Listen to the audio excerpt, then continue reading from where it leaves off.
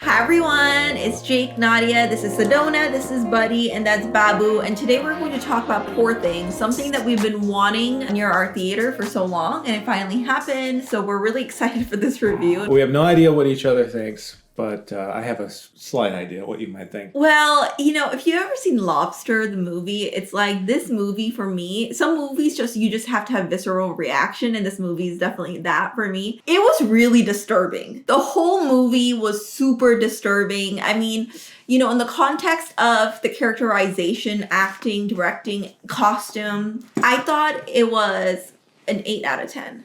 In terms of just like me being able to stand the film in itself, meaning is it for me? 4 out of 10. I would have definitely stopped watching it if it wasn't like in the theater or something else, just because it was so disturbing for me. I just couldn't watch some of the scenes. Emma Stone did a phenomenal job. Mark Ruffalo, he is such a great actor. He's one of, I think, like the greatest actors of his generation. I really believe that. And it's more like Frankenstein. What if Frankenstein had succeeded? What if Frankenstein had a lot of sex? Well, no. Wait, hold on. You're confusing me. Like, I don't mean Frankenstein as in like the monster in itself. I meant like Frankenstein, like the scientist. Oh, okay. And the monster being Emma Stone. Yeah. This scientist guy, very much like Frankenstein, Emma Stone being the monster. She is an experiment. We don't really understand to what degree and how she became the experiment that she was in the film. The employee finds documents that really shows exactly what happened with Emma Stone's character, and that's when it really becomes disturbing, because before it's like really funny. It's like, oh, okay, we don't really know where this is heading, and then when you start to understand like, oh, this is why she's the way she is, certain things start to reveal itself. And it's basically, without getting to spoiler, it's a battle between mind and body. I don't know how else to say it without saying exactly what it was. Yeah, I can get into that more in spoiler. And it becomes really disturbing because she has her brain characteristics that her body doesn't. They're not in tune with each other. This is a really generalization of the movie without getting into the details. And I feel like that's kind of like the conclusive ending, is she kind of understands what everything means, because in the beginning she doesn't understand because XYZ. Yeah. I disagree somewhat with your summary. Okay, well, go ahead. This movie has been nominated for 11 Oscars, I think. Critical, universal praise of this movie. I hated it. Amazing to look at. And I feel like that's the first thing you'll read in any of these reviews that are full of praise. Oh, it's gorgeous. And I can't agree more with that. I mean, it's just incredible. And I wanted to like this movie so much. I went in wanting to like it. I enjoyed The Lobster. There's so much I have to say about this movie. When we get into spoilers, like I've done a lot of reading of different reviews and everything. Like, I've been very interested in why I had this reaction to the movie, because throughout the movie I was going, maybe I like this, maybe I don't. Before we get into spoilers, I'll just go over the like surface level stuff that I didn't enjoy and the stuff that I did enjoy. And then we can get into the themes in the spoiler section, because I think that's the main issue I have with the movie, where I think it fails to land, where I think that the tone and style is at odds with what it's trying to say, or if it's even trying to say anything very seriously. I think the majority of the criticism and the reviews suggest that this movie is about female liberation and sexual empowerment, and people are saying it's a joyful experience. I'm seeing reviews going like, oh, this is such a fun, liberating, joyous film. And I'm like, did we watch the same movie? I thought this movie was incredibly dark and disturbing. And the fact that people are coming away with that different opinion makes me think that the movie is really not good at making the argument or the statements that it's trying to make. Not that every movie has to have a statement. Okay, I could maybe accept this movie if everything in the movie is done as like ironic. This is supposed to be upsetting, and this is we're supposed to get the opposite idea of what it's saying. But I think based on the reviews I'm seeing, maybe that was just my reaction to the themes, because most of the reviews are like, oh, this was a great experience. This was a funny and fun movie about a woman becoming free. And I'm like, well, what the fuck? I think there is like some truth to that review, but I think like the whole like sexual liberating aspect of it, I think that only works if you ignore the actual context in which the liberation is happening. I don't even know how to reply to that without getting into spoilers, but I don't agree with that part, just because within the context of how the liberation is happening, Right. It's very disturbing. Well, from my understanding, the book that this novel or that this movie is based on, it's told and narrated from the perspective of the fiance in the film. So it's told from this certain perspective, and I think that is very important when you're like looking at literature at who the narrator is. If they're an unreliable narrator, I haven't read the book, but I've read in reviews that unreliable narration is very important to the book, in the same way that the unreliable narrator is essential to Lolita, the book. You get a totally different view if you were to that makes so much sense, because I actually was like, I would say, now that you said it, Lolita is a really good comparison to this film. I think so. And I think that was intentional maybe by the author. And again, I haven't read the book, but it felt like to me, when it's filmed, it feels more like fact, kind of like this is just the events of the story. There's no narrator. There's no real perspective beyond just like Bella and all the other characters. It's presented as more of a fantasy. In a book, you're able to have the perspective and be able to question the events of the narrative, going, okay, who's really telling this story? And throughout this film, I was going, what are the filmmakers even saying? Because it doesn't feel like there's any filter to the really disturbing stuff going on. I don't know if I I would read it as like what the filmmakers are saying, because I did feel like they were, obviously filmmakers are always saying something, but I also felt like in this film they were trying to leave it into the audience interpretation and kind of like trying to see the events as it is in different contexts. So I think Lolita is a good example, because the book and everything else is quite disturbing, but when you watch like, oh, okay, she just jerked off her sleep. But the movie interpretations of it in the past, it's really quite disturbing. Like even like the way that it's been interpreted, the way that people realize what it is versus what it actually is. Right, yeah. And I think this movie is similar to that. I think so. I just feel like people are getting a weirdly different message from this movie based on what I was trying to interpret. I will say that just in general, like there are sequences in the movie that are really fun. The dance sequence, when they're dancing together, that was just like fun and funny. Oh yeah, there's so many fun scenes. I feel like the movie is at its peak when it becomes, in the middle sections of the movie, like a screwball sex comedy, like 1930s vein, like screwball comedy, where we have Mark Ruffalo and Emma Stone just foils against each other and being very funny, and him trying to control her and her, not respecting the norms of society. That was, I think, the most entertaining part of the movie. But it also felt like we're just doing the same joke over and over. Like, okay, we get it. She doesn't know how society works because she has we'll get into that later. But I disagree with that. She doesn't get how society works. So I thought that got a little dull over time. But to me, that was the best part of the movie. Beyond that, I thought the pacing of the movie was really slow. I thought it was kind of overlong for the stuff it was doing. It got repetitive. Felt like there was a lack of curiosity in the characters themselves. And it was more like display of broad, like just to goof around. I don't know. Yeah, I don't agree that it got dull, because I actually thought that was the best part of the film, is probably when she's trying to understand and work to society. But I'm ready to get into spoilers, to be honest with you. What about you? All right, spoilers for the film. Let's just get into it. 3, 2, 1. So what's really hard for me to describe this film is because what really happens, what we come to discover, is that Emma Stone is actually a child, like a baby, and so she killed herself. No. The mom killed herself. We don't know why until later, but she killed herself, and then she's rescued. She's pregnant when she dies, and she's rescued. There's, I think, like a little impulse by the mad scientist Godwin, who she calls God. Instead of reviving her or saving her because she has some life in her, he instead takes her fetus, puts the fetus brain into her body, and so we learn that why she's behaving the way she is. She's acting like a toddler, basically. I mean, in the first scene when we see her, she's peeing on herself, and it's because she's a little baby, literally, or toddler in there. So she can't, like, we think like, oh, she can't walk. She has like, she can't like, she can't function certain parts of her body. And it's because like she's a toddler. She's learning how to function the parts of her body. The whole thing about sexual liberation that you were talking about, like other reviews, I don't watch reviews nor trailers for most films that I watch, to be honest with you, just because what I stated, it does contain some spoilers for me. And I don't want to be directly directed in a certain direction because someone else's opinion. I think that's disturbing in itself because, yes, she's trying to find out her sexuality, but literally Mark Ruffalo's character takes advantage of her, seduces her to go,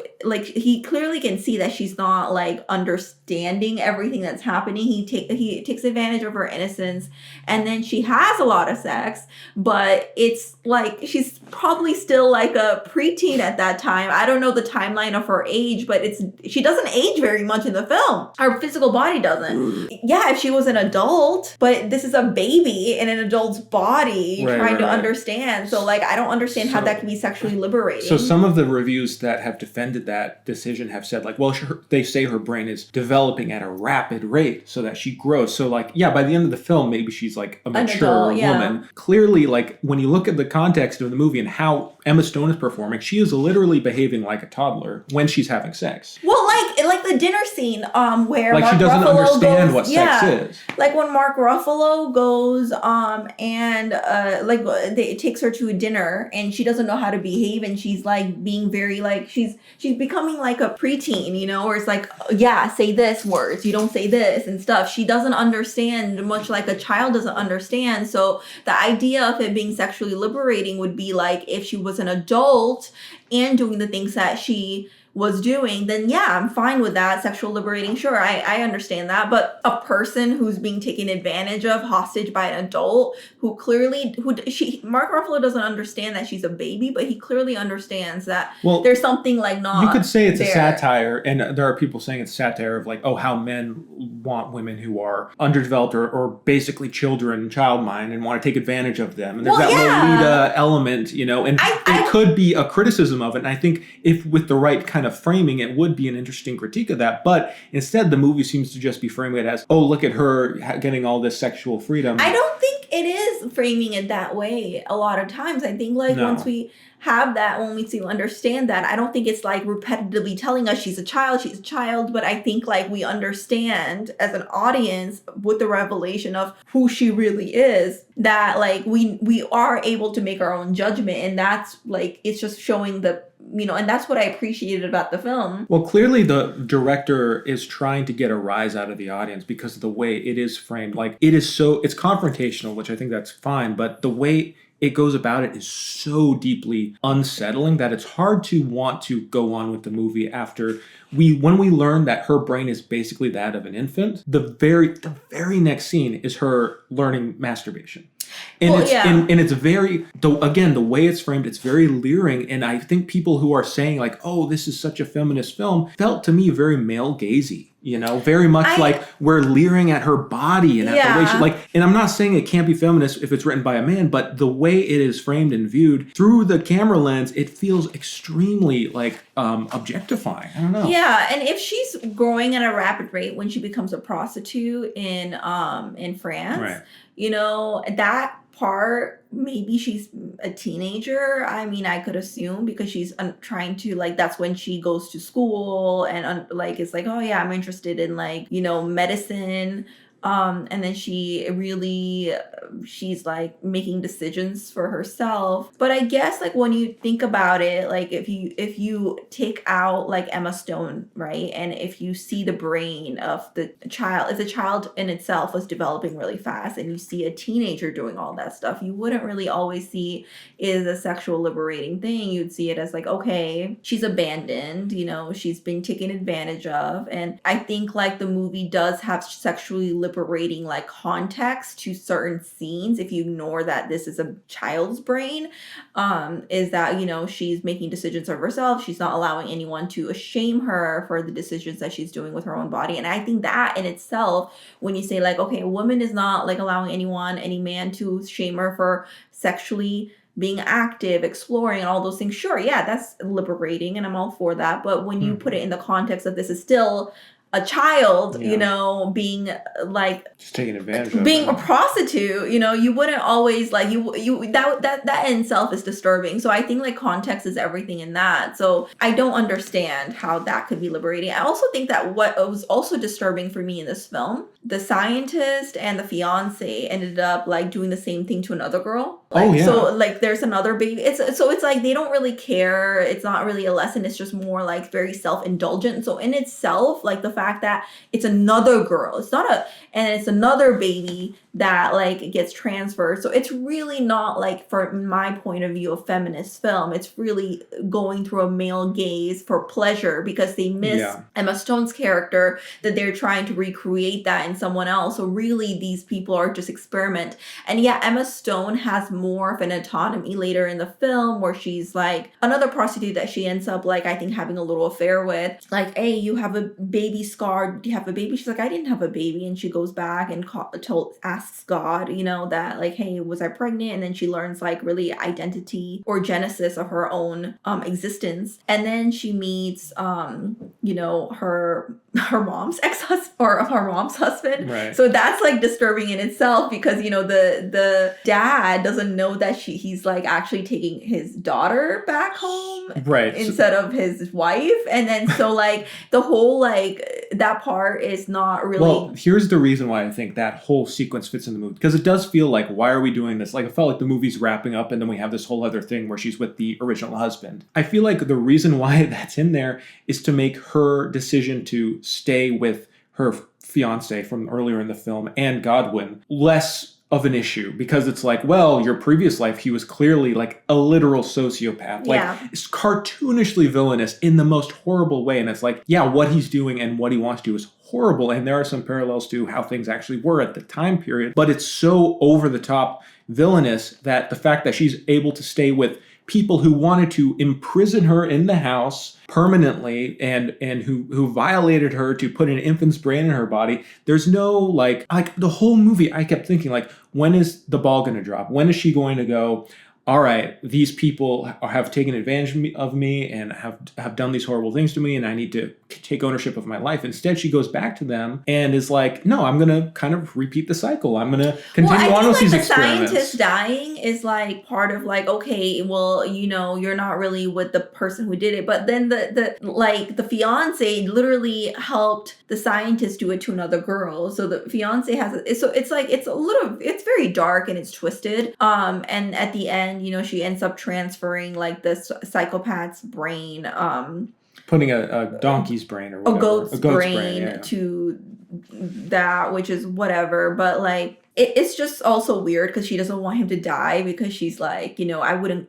steep that low, but then I'm going to transfer brain. So it's kind of like, in a way, maybe this is just my analysis, it's kind of like history, or like more cycle repeating itself. I kind of like saw it as a lot of people who are like who were abused. Some of them, not always obviously, but some of them, sometimes you hear like interviews I like Dateline and such, and you say like, yeah, I abused this person because I was also abused, so I didn't know anything else growing up. Mm-hmm. And that's what I kind of saw her as, that she doesn't really know anything else. And I saw it as a tragedy. I saw it as a tragedy too. That's why it was so shocking to me when people were like, oh, this is a story of freedom and liberation. Well, I think they do it in a very like comedic context, the dark comedy. I mean, there are funny parts to it, like the dance scene where like, that was really fun. I think like the funniest part is when she gives like Mark Ruffalo's like money away, because she's like, she sees the poor and the rich and the class distinction, and seeing how the poor struggle while the rich just get and doing whatever they want while like babies aren't surviving down there. And then, but she gives the money because she's so trustworthy and she doesn't understand the world. She gives the money to these two sailors, and they like just are like, yeah, we're gonna have all this money, and they say like, oh yeah, we're gonna give it to the poor, when they're really gonna keep it for themselves. And I think that in itself shows that like the sexual aspect of the film is not liberating, because she's not understanding everything that the society works. When she's having sex with Mark Ruffalo, he wants to marry her, he wants to kind of cage her, like every man wants to cage her, right? He literally puts her in a boat or a ship or whatever, a cruise, so that he she doesn't have anywhere to go because she was being a little free to explore people and explore areas, and she was also letting other people like kind of have sex with her.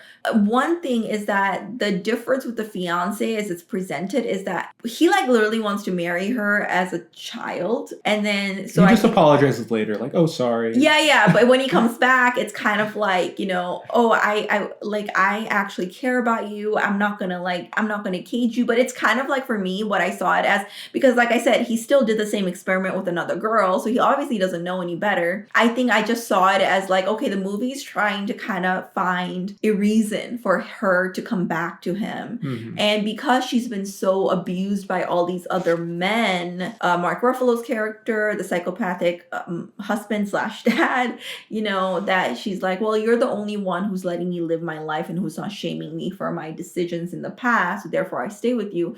Which, like I said, it makes sense in the context that if she was an adult, but she's like barely an adult at the film. I don't know what age her brain is supposed to be, but it felt like a lot of the liberation that was mental was very shallow. Like there's references to her going to a socialist club, and it's just kind of like brushed off later. Like she does try to give money to people who are suffering. We don't really follow up on that. She ends the film just kind of like repeating the cycle, doing experiments. Like we don't really see if she's going to be charitable or anything. I actually don't know. like that part, because I kind of I think a lot of kids are like more charitable, and then you kind of like grow up, and then you're like, okay, well, you get trained in one way or another by society or whoever else. Like you just are like, yeah, maybe the world doesn't work this way, so why should I do it? Because so I think she just, like, her charitable side is suppressed, like a lot of us, because society is a little more complicated than just giving your money away all the time, right? Well, so, but there wasn't much complexity with the brothel, like it just. And I was reading a review where they're talking about like, well, actually, if you were to go to Paris at this time period, they were extremely exploitative. It's like kind of treated her going into prostitution as like a liberating act, which like I'm sure in ways that is the case, but also, and I get this is a fantasy, but it's not portrayed in the kind of like realistic ways in which she'd have to be worried about diseases and illness and being exploited and not having any money and being trapped there. It was just very kind of a shallow and not much interest in the other women who are in the brothel and why they're there, and it just comes across. And this is something that really was revelatory to me when I was reading reviews that I really just want to read real quick, because I thought it was such an incisive thing that kind of made it stick out to me. It's a review by Mick LaSalle. In it, he says, the movie's thesis that if Bella simply wouldn't mind the things that another woman would mind, she can conquer men and triumph in life. Yeah, really, like when you're looking at just the content of the movie, it does feel like she's a character who is dealing with all these things and not really minding it as much. Because of that, she's able to be free. And it to me, well, she's making active choices that, when it comes to like at least Paris, she's making active choices that's like, and some parts are funny, like, wait, you pay me and I get to have sex, which is what I want to do anyway. Like that sounds like a win-win, right? But then when she gets into it, it's because she hasn't explored another partner and everything else, and so she wants to do that. All power to her. I think the brothel presents itself as like all women kind of supporting each other, but like there's a little darkness of it when the woman pimp bites her ears and tries to bite her like belly button or whatever else. Right. Like there is those things of it that's like, I own you kind of thing almost. But it's very minor. I like the dialogues of some of the things when you just look at it solely as it is. Like I said, like I can understand how it could be liberating because she's making active choices when you just look at that scene by itself and clip it. But in the context of the whole film, in the context of what's actually happening, who she really is, a child, it's like your brain is not developed at that age. I can't say it's sexually liberating because we wouldn't say that about like a teenager doing that or preteen doing that. As an adult, yeah, sure, make whatever choices you want, more power to you. No judgment from me on any of those things. But like I said, it just makes me uncomfortable to say that because it's a child, And just because she's an adult film or adult body doesn't mean that like her brain works any differently. And that's really like, at least at least here we judge it by cerebral age, right? A lot of times when a person can drink, when a person can, consent. There's another review that I really liked in Vulture where it's by Angelica Jade Bastian. I just thought this line was very funny. There's a corroded spirit to the story, like it's intermittently possessed by an edgelord who's unaware most women menstruate, and an early wave white feminist who believes having sex is the most empowering thing a woman can do. And then there's another line. Poor thing comes across as a pretentious 14-year-old boy's idea of female becoming if that boy had a Criterion Channel subscription. That's a good point about like, why doesn't she have her period even though she's an adult body? Like, why isn't she should have always had periods. So. Why isn't she worried about pregnancy? I don't think they addressed that. Like because wouldn't it be possible she could get pregnant? Yeah, I mean that is possible. We don't know, and so it's like I don't know. It's those things about like things that really affect your sexuality a lot of times, like period cramps and all those things. I mean, maybe I'm like being a little too like, but part of coming of age as a woman, at least it was for me. So those things weren't explored. Well, what would you rate it? I already rated it. But if you could average it out, what would you average it out? Oh, well, I can't average it out because I gave, I think, like 4 to the film in itself of like the storyline, but I gave like cinematography, directing, and everything else 8. So what, you'd give it like a 6? Yeah, probably. I'd give it like a 4. Yeah. Yeah. I mean, again, it just... First off, the style isn't what I love. It just felt very try-hard in a lot of ways and very just juvenile, like, oh, I just want to shock you. And then the story and themes itself, I thought kind of failed. And I don't know. It just... I don't think... I love the style. So I'm the opposite of you. It's really... I love the style. I love the way that the costumes, like I said, everything else. The storyline, the reason why I rated it a 4 in itself is because...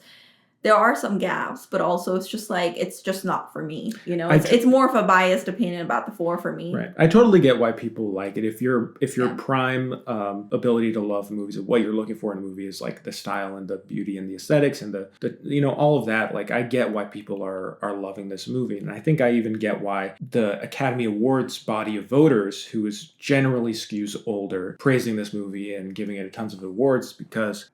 Okay, I don't actually know why. I do. It's a very interesting film. It's the actors artsy. were great. It's very artsy. And it's the way, like, I mean, I love that. I didn't say this before, and I should have, but, like, I love that their accents and the way they talk, and I like that they built their own world in a fantasy that's more, like, also correlated with the way that life works here. I feel like it's edgy enough for them to be like, oh, we like artsy, experimental films, but with the sheen of prestige, with the big actors and everything. I disagree with you in that I didn't feel like the movie was, I didn't feel like, oh, they were really trying hard. I just felt like the movie is what it is, and it's disturbing because the context of it's disturbing. I didn't feel like it was like, of course they're having some scenes for like, oh my God, that's going to make you want to throw up. At least it did for me. Like when Emma Stone first discovers, it's like touching herself and has a cucumber and all that. But even just like random stuff, like the biting the earlobe, like when she just is stabbing the guy's eyes with I thought those things were funny. I honestly didn't mind them. I like those parts, to be honest. I don't know. It's not my cup of tea, and I just think it's very flawed. But let us know what you think of Poor Things. I'm sure a lot of you, if you've seen it, liked it. It seems like most people like it. All right. Well, let us know how you think, and we'll talk to you soon. Yeah. Thanks for watching. Bye. Bye.